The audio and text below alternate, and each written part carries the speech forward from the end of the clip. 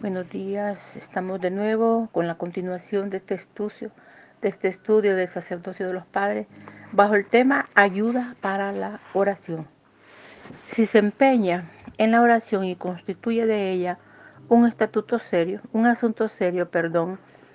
la hace una parte de su vida diaria, comenzará a vivir no dependiendo ya más de sus propios talentos y recursos humanos, comenzará a depender del poder de Dios para su vida diaria. Antes de todo, mantenga diariamente un tiempo de quietud con Dios. Hay que mantener una quietud, un silencio, no empezar a hacer desórdenes. Esto es simplemente la disciplina y la preparación de la vida espiritual que debería de ser comparable a la preparación y práctica de un atleta. Cuando ejecutada en el campo de competencia se está viéndolo en un instante de acción. Detrás de este instante de acción hay todo un programa de disciplina y preparación. Él nunca podría haber tenido un instante de acción perfectamente ejecutado sin el respaldo de esa disciplina y preparación, ni tendrá momentos de verdadero encuentro con Dios y momentos de oración contestada si es que no pasa por la disciplina de un tiempo diario de quietud en Dios. Este es algo absolutamente esencial. Si no está dispuesto a hacer esto, mejor sería que ni pensara en orar. Para usted la oración siempre será algo de lo cual oye comentar más bien que algo que usted mismo experimenta. A veces hay personas, ¿verdad?, que no viven de las experiencias vividas y no experiencias ajenas, como pueden ser la vanidad de la persona que habla vanidades. Muchas personas tienen ese problema que dice, yo todo lo que le pido a Dios me lo da. En algunas ocasiones Dios nos da todo. ¿Sabe por qué? Porque nosotros estamos bajo la voluntad de Dios y Él hace su propia voluntad en nuestras vidas. Y hay cosas que no las da porque Él sabe que no nos convienen. Y si las da en un tiempo estipulado. A veces hay gente que espera mucho tiempo para recibir la respuesta porque Dios se mueve en su tiempo, no en el nuestro. Cualquier cosa que desee hacer va a exigirle algo de su tiempo. No hay medio mejor de descubrir qué es lo que realmente aprecia que mirar la manera en que eh, gasta usted su tiempo. A lo que le concede tiempo es lo que realmente considera de valor. Al evaluar cuánto tiempo le concede a Dios, puede darse cuenta perfectamente bien de la importancia que le asigna a Él. Y una vez más, en su subconsciente sabe esto. Si usted dice, oh, creo en Dios y voy a servir a Dios, pero estoy demasiado ocupado para orar. Su subconsciente responde, ya entiendo, eso es simplemente una gran excusa, no tiene significación. Cuando usted realmente cree que algo es importante, le concede tiempo, de modo que esa es la regla primera, y si se atiene a eso con tanta fidelidad como sus humanamente posible, descubrirá que en su vida se llevará a cabo tremendos cambios. En segundo lugar, si es posible, intégrese a un grupo donde tenga la experiencia de oración en grupo. Se aprende de otros. Hay más poder y promesas especiales en conexión con la oración en grupo.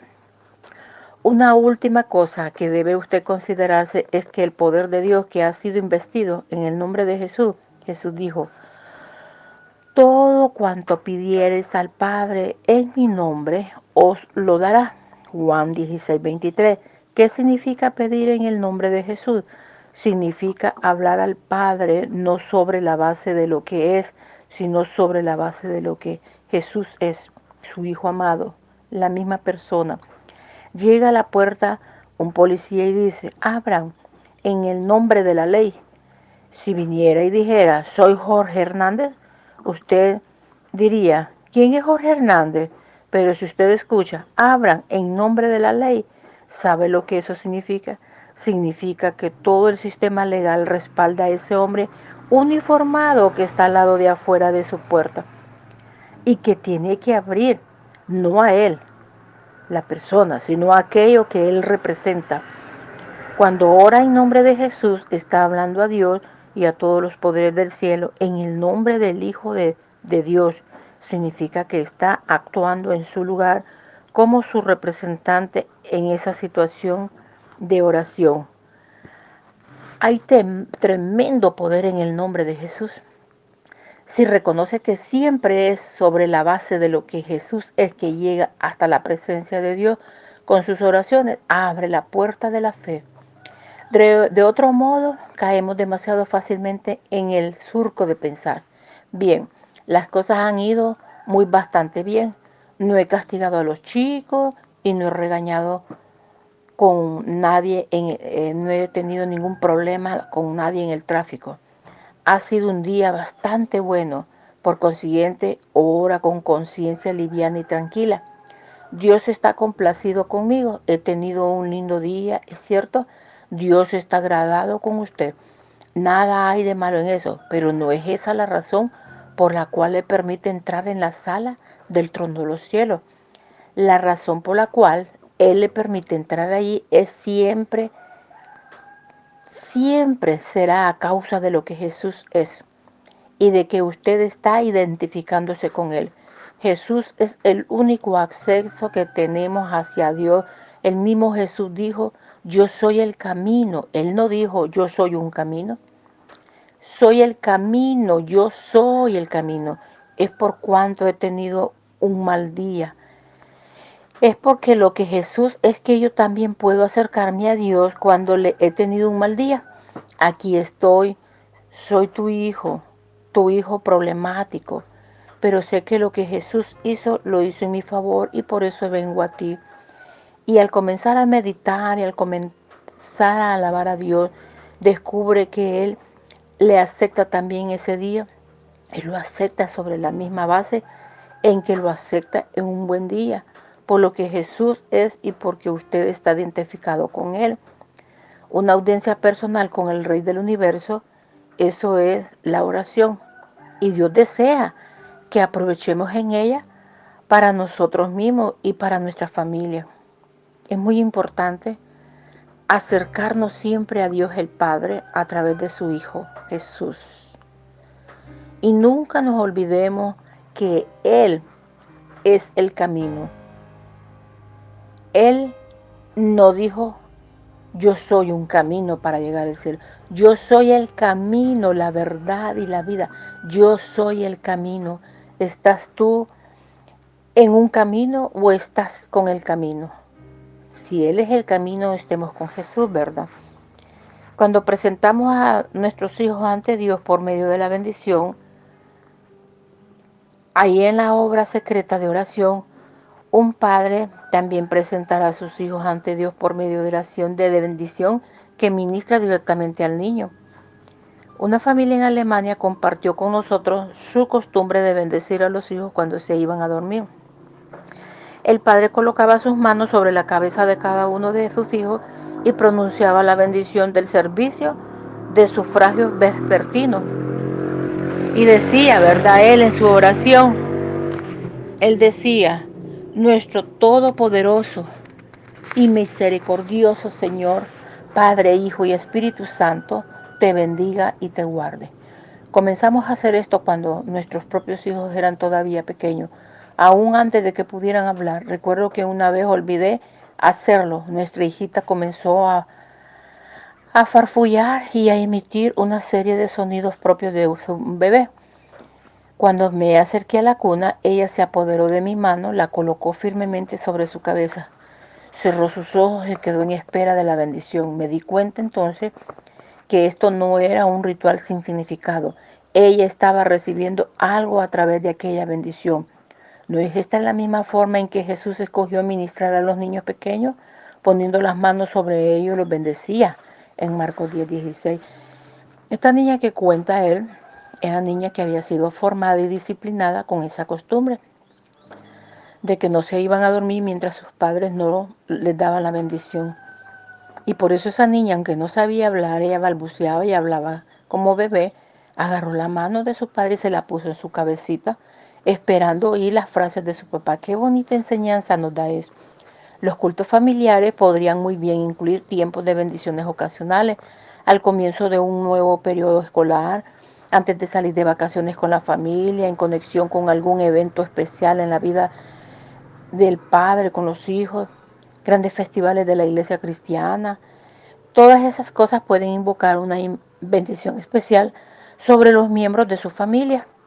Cuando un niño está enfermo, las oraciones de los padres deberían de enfrentar a un niño con la presencia sanadora de Jesús.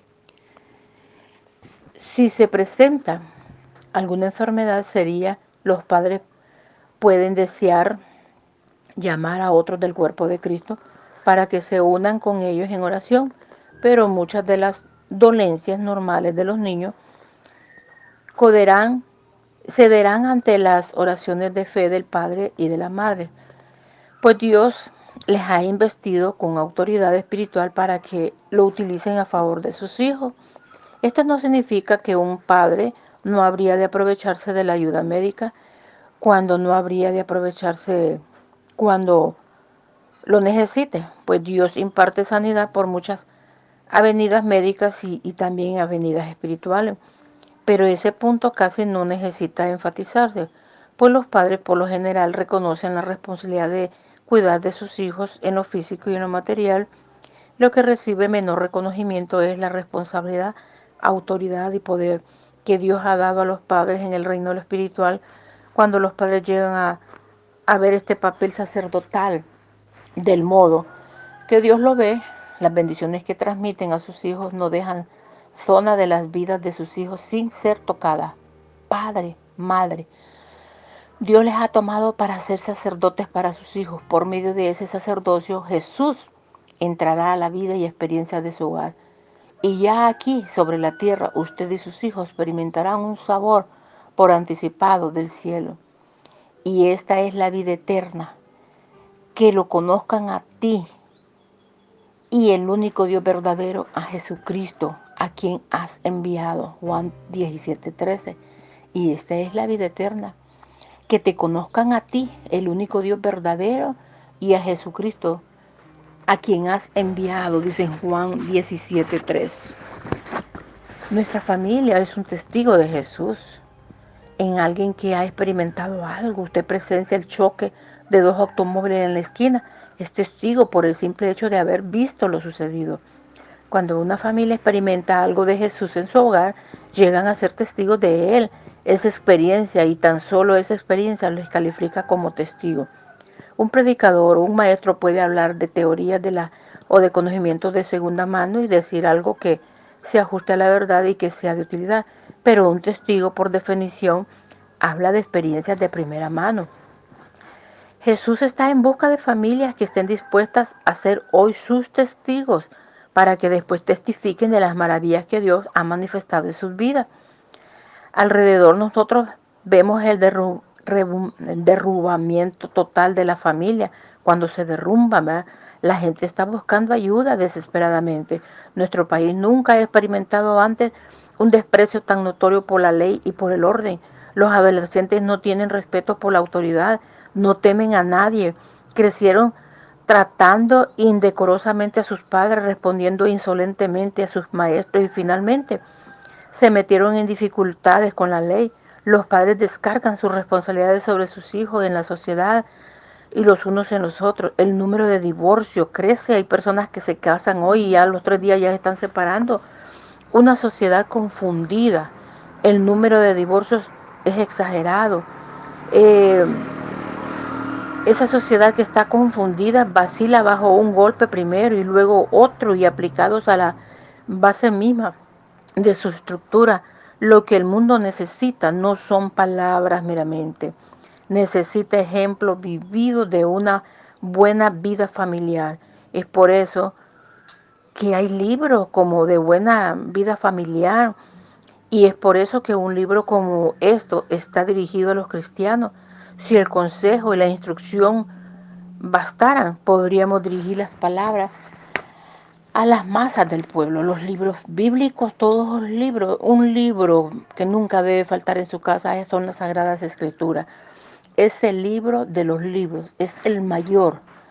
Pero las masas serán alcanzadas únicamente por nosotros, padres, madres, hijos e hijas cristianas, que comienzan a vivir calladamente la clase de vida familiar a la que Dios nos ha llamado. Por medio de estos ejemplos vividos y en ellos, Jesús encontrará acceso más de un corazón y de un hogar. Difícilmente las familias cristianas podrían tener un ambiente y una situación mejor para testificar para Cristo que la que tienen hoy. No decimos que sea la situación más fácil, por el contrario, es una de las más difíciles que la historia le ha concedido a la familia cristiana, pero por esa misma razón, la oportunidad es un paragón. Los paganos más endurecidos se sentarán para informarse de una familia que ha aprendido a vivir en comunión, una familia en donde el esposo y la esposa se manifiestan amor y respeto recíproco y de donde los hijos son bien educados y compartan la palabra siempre. Y aquellos niños que comparten de lo que comen, de los juegos y etcétera, aquellos que no han encontrado una buena vida familiar, no por ello no han encontrado una buena vida. Y entonces ellos anhelan por lo menos algo bueno de lo que ven. Los que no han tenido relaciones satisfactorias en sus propios hogares no están menos dispuestos a mirar favorablemente a los que sí lo han conseguido. Aquellos que no han criado bien a sus hijos no por ello dejan de admirar a los que lo han hecho. Las risas y la comunión amistosa no dejan de mirar con indisimulada envidia a las familias de la misma calle que tienen una vida admirable en comunión. Son testimonios hablando en favor de Jesús, que tiene un lugar en la vida y el corazón de esa familia, un propósito preciso en el esquema de cada cosa de Dios. Pero vivimos en una época en que la gente ha llegado a cansarse de las simples palabras. Han descubierto que es imposible responder al abrumador volumen de palabras que les lanza la tecnología moderna, la radio, la televisión, el cine, la prensa. ¿Quién lee más de una fracción de los materiales impresos que a diario son colocados en los casillos apartados de correo? Aún más. La gente ha aprendido que los métodos de propaganda altamente sofisticados que emplean palabras más a menudo los han engañado, por lo que ellos nunca han sido beneficiados. Fíjense que hay programas que solo son bla bla y no tienen nada de edificación, no tienen ningún mensaje. Hay libros que solamente fue escrito ese libro con cosas de como historietas, como para entretener a la gente, pero no hay bases, porque a veces el escritor de ese libro ni siquiera ha vivido en carne propia lo que escribió. Quizás escribió cosas que han sucedido alrededor de él, pero él no tiene experiencias vivas, como lo puede tener usted, que ha vivido y arrastrado problemas familiares, desacuerdos, enfermedades, incertidumbres, y luego usted cuenta de su vida sin entrar en detalles, pero pone como ejemplo de que hubo un cambio en su vida, porque usted tuvo un encuentro personal con Dios, ya lo aceptó en su corazón, es estudioso de la palabra, es una persona que pasa en la presencia de Dios en oración, pero que lo que enseña lo vive y vive lo que aprendió. Entonces no solamente son palabras, son eh, cosas reales, cosas vividas, experiencias en su vida, experiencias vividas. Lo que una persona ve funcionar, sin embargo, les hace detenerse e interesarse cuando ve que un cambio se ha operado en la vida de otra persona, un cambio que mejora, un cambio que llega a interesarle a medio mundo y dicen, no es ese el hombre que golpeaba a su mujer y ahora cómo la trata con cariño. No es ese el que se emborrachaba juntamente con su mujer y golpeaban a sus hijos. Y no es ese el que andaba asaltando, robando, delinquiendo. Entonces hay un cambio. La gente ve un cambio. Y es muy importante cuando miramos, y esta es la oportunidad que yace ante nosotros como familias cristianas, experimentar de tal modo la realidad y el poder de Cristo en nuestros hogares, vivir tal modo de acuerdo con el orden divino, que los que estén a nuestro alrededor puedan ver que algo ha sucedido, entonces ellos querrán de lo que nosotros tenemos. Y cuando le pregunten, usted les dirá, Es Cristo quien mora en mi corazón. Es Cristo quien transformó nuestro hogar, nuestra familia, nuestros hijos. Los estamos induciendo a que sean ellos que caminen por el camino de Cristo. Y no un simple discurso. Usted puede ver en púlpitos que llegan unos que se desgarran la garganta, hablando, gritando, predicando, pero cuando usted se da cuenta de la vida real de ellos, se da cuenta de que qué bonito predicó, que cómo conmovió el corazón. Claro, la palabra de Dios toma vida, pero ellos no están viviendo. Hubo una vez un predicador que fue invitado a determinada iglesia y dicen que él habló tan bonito la palabra que se convirtieron varias personas. Un día de casualidad una de las personas que se habían convertido a Cristo, él era un vendedor de puerta a puerta y iba pasando por un barrio y 3 casas seguidas oyó discusiones, salían cosas volando por las puertas, por las ventanas que casi le daban a él en su cara. ¿Y cuál fue su sorpresa? Que en una de esas 3 casas había el que había predicado, con el que él se había convertido. Pero él no se convirtió porque ese hombre tenía el poder, sino que la palabra de Dios tomó poder en el instrumento que Dios quiso usar.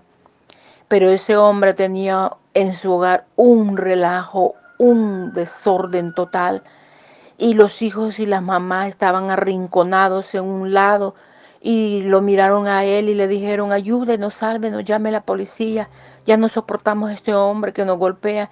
Y ha visto a su mujer toda moreteada, toda golpeada, y a sus niños raspados de los golpes que les dio. ¿Puede darse cuenta usted por qué muchos no quieren reconocer a Cristo? Por causa de ese tipo de gente que predican desde los púlpitos cosas muy hermosas, muy bonitas, pero ellos no son ejemplo. Ellos ni siquiera conocen eso que están hablando, ni siquiera lo conocen, porque son personas de este tipo. Entonces quiero decirles, hermanos, que cuando sus familias aprendan a vivir en el orden de Dios, todas esas cosas vendrán a ser como manantiales de paz, manantiales de vida. Y cuando podamos hablarle a las personas, no solamente con palabras, con hechos, mucha gente se convertirá al Señor.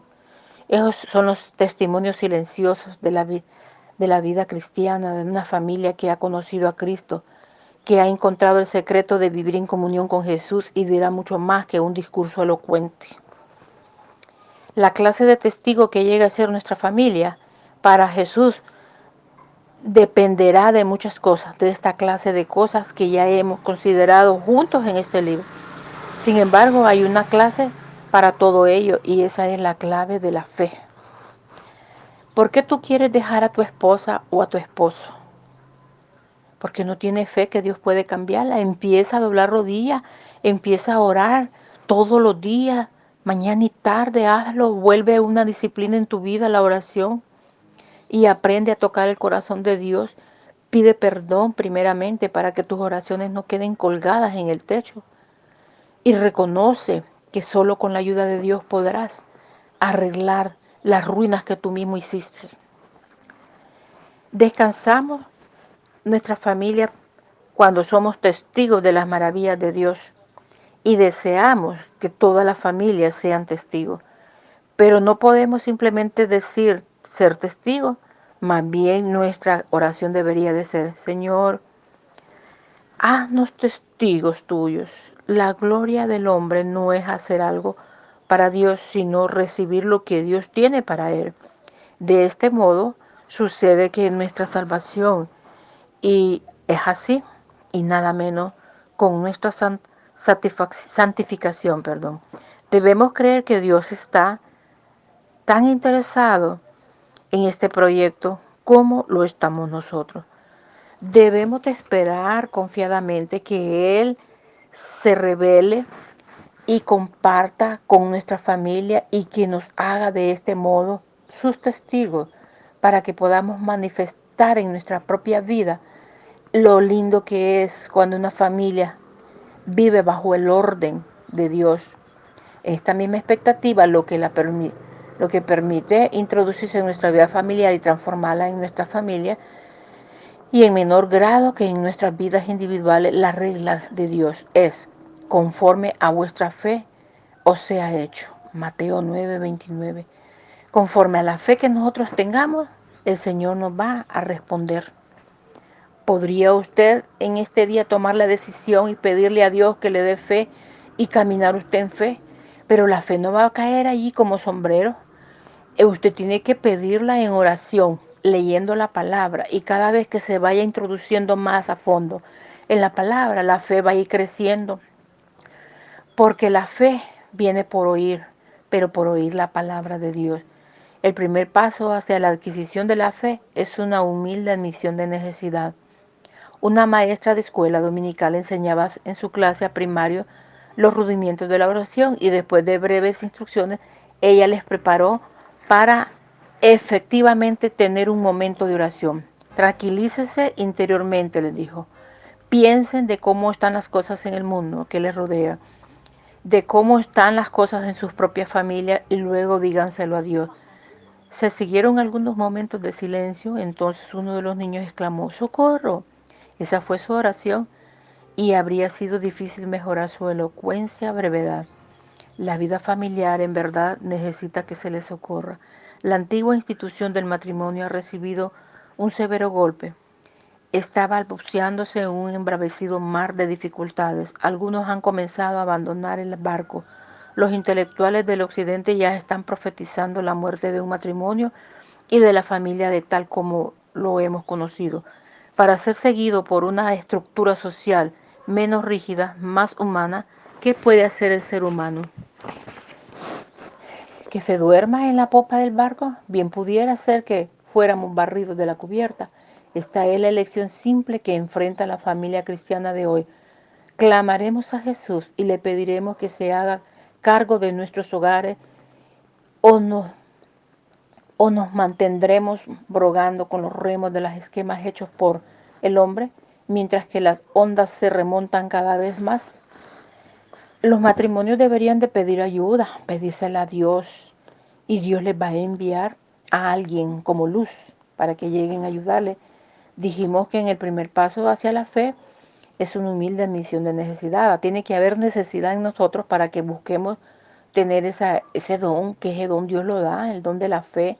Cuando aprendemos a tener don, cuando aprendemos a tener fe, es un regalo dado por Dios, y es crecido conforme nosotros busquemos del Dios.